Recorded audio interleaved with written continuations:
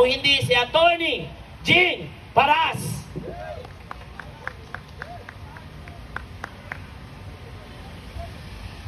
Maraming salamat, ating kaibigan, mga kababayan, mga ating mahal na mga kasama nandito ngayon sa ating rally para pagsabihan ang ating House of Representatives sa kanilang pambabastos ng isang congressman na wala man lang katorya-torya ang kanilang dahilan na isuspende.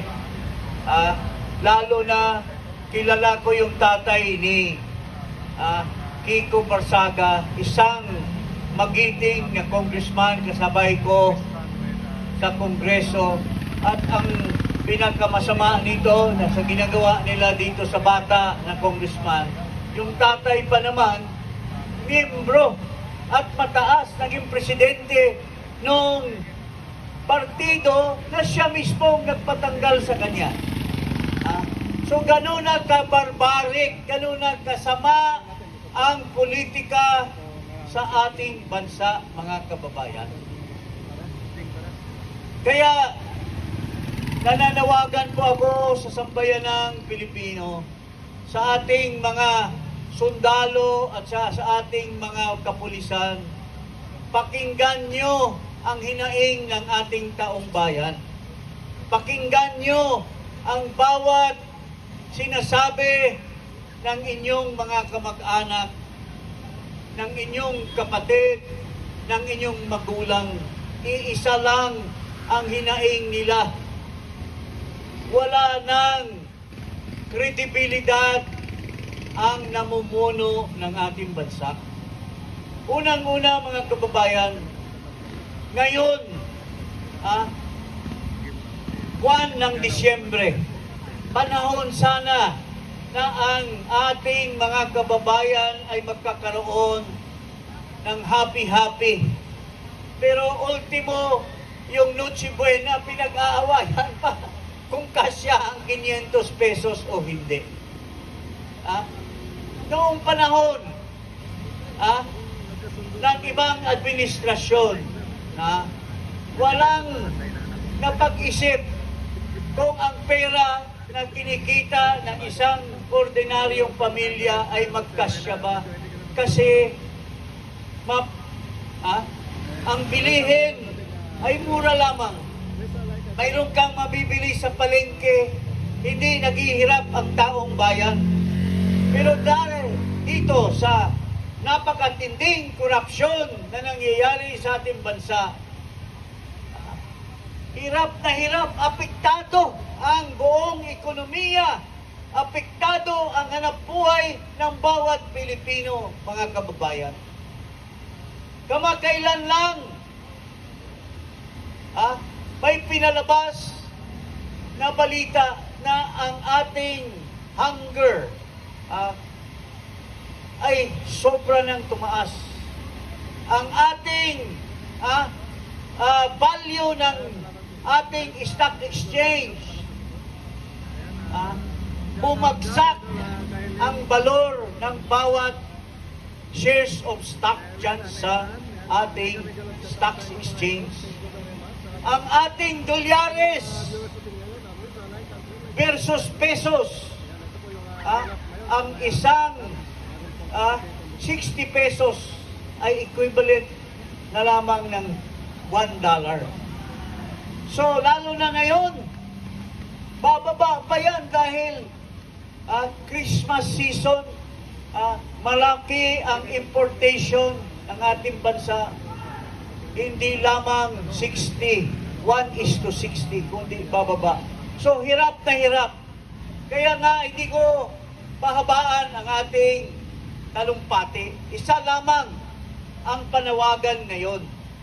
Marcos, alis dyan. Ama! Marcos, mag-resign na po kayo.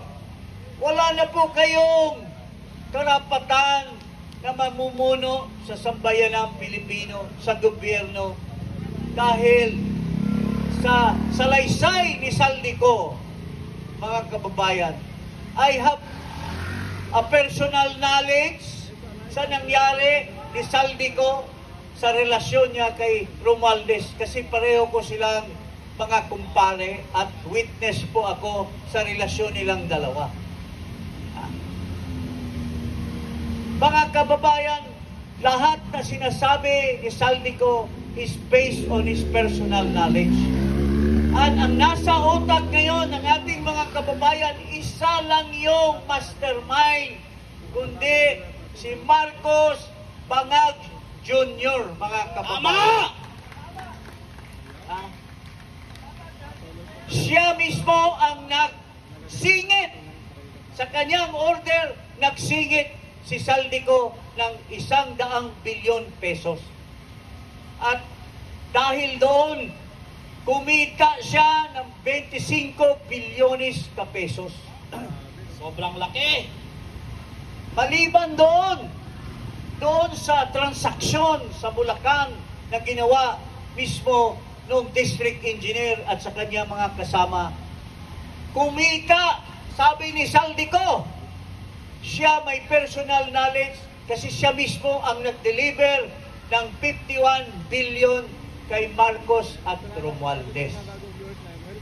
Kaya tayo mga Pilipino, bakit po tayo naghirap? Dahil binulsa ni Marcos ang pera ng sambayanang Pilipino, mga kababayan. Tama! Kaya wala na tayong ibang paraan pa kundi manawagan at baguhin na ang gobyerno natin dahil wala ng kredibilidad na mamuno pa si Marcos Jr. Hindi lamang yung sinasabi ni Saldico. Base sa papeles, yung tinatawag na General Appropriations Act,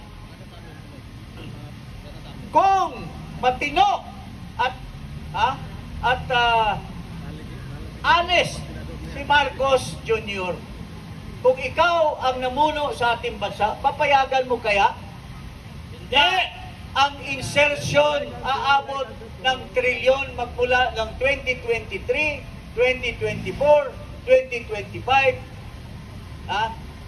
Base sa National Expenditure Program na pinasok ng Malacanang sa Kongreso, ilang bilyon lamang. Noong naaprubahan na ang General Appropriations Act, sobra-sobra ang patong sa National Expenditure Program. Doon sa tinatawag na insertion na siningit nila sa Bicameral Conference Committee. At itong insertion na ito po yung ginugol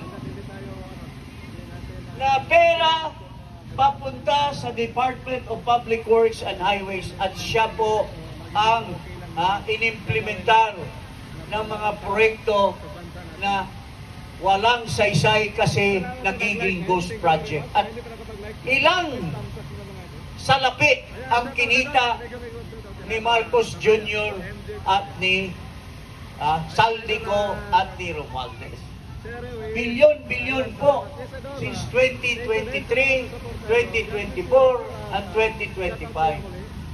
So, doon pa lamang po tayo ibabase natin, maski walang saysay or salaysay si Saldico, doon pa lamang sinasabi na ni ex-Justice Tony Carpio when he signed the General Appropriations Act, he owned it. It was his responsibility dahil pinalusot niya ang napakalaki na insertion from 2023 to 2025 lamang 1.3 trillion pesos. Kung 20% lang ang kunin mo doon, ilang bilyon ang nabulsa. Hindi bababa sa 250 billion pesos na binulsa ni Martin, ni Marcos, ni Saldico at ang mga kasabwat nilang mga kongresista na mga contractors, mga kababayan. So, wala na po tayong padalos-dalos pa, kundi isa lamang ang may responsibilidad, ang nagmaniobra nito lahat, kundi itong bangag na Pangulo. Sabi ng kanyang kapatid, magmula pang bata sila, nagdudroga na ito si Makoy Jr. At hanggang ngayon, base sa isang malapit at nakakatanda na kapatid, hanggang ngayon nagdudroga pa. So, papayag pa tayo na kung saan-saan napapunta ang ating panggobyerno, kulang-kulang na lang, isang maliit na lang na tulak, mahulog na po tayo sa bangin, mga kababayan. Kaya, hindi ko na, or marami pang mga sasabihin sa ating mga kababayan. So, mga kababayan, isa lang ang pananawagan ngayon.